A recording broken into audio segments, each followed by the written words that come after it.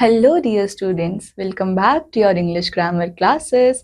बच्चों, last class में हम लोगों ने सेंटेंसेस के बारे में पढ़ा था, स्टेटमेंट्स के बारे में पढ़ा था, question sentences and exclamatory sentences के बारे में पढ़ा था।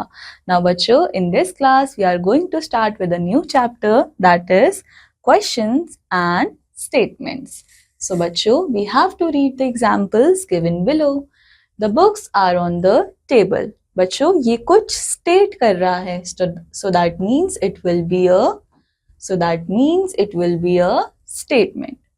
Are the books on the table? बच्चों, यहाँ पे हमसे कुछ चीज पूछी जा रही है, so that means it will be question.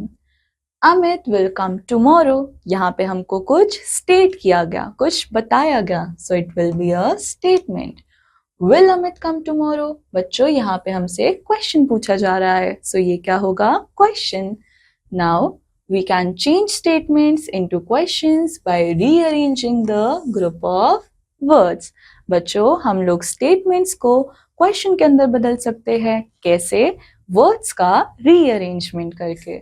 Now some questions can also be written with what, whom, where, etc. And बच्चों, इन सब को हम लोग क्या बोलते हैं? WH words.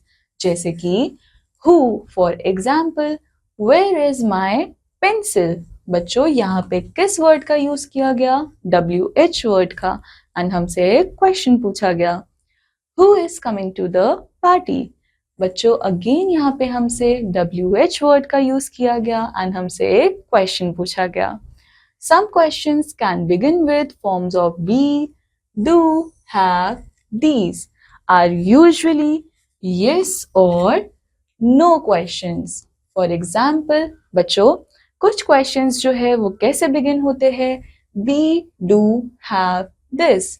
And बच्चों, इन सारे ही questions का आंसर हम लोग yes और no में दे सकते हैं. For example, is your name Hina? So बच्चों, हम इस क्वेश्चन का आंसर yes और no में दे सकते हैं.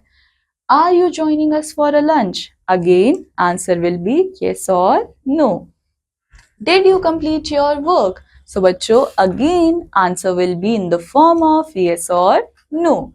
Have you seen my mother? बच्चों, यहाँ पे भी हम कैसे आंसर कर सकते हैं? In the form of yes or no. Now let's deal with the fact file. Question sentences are also called interrogative sentences.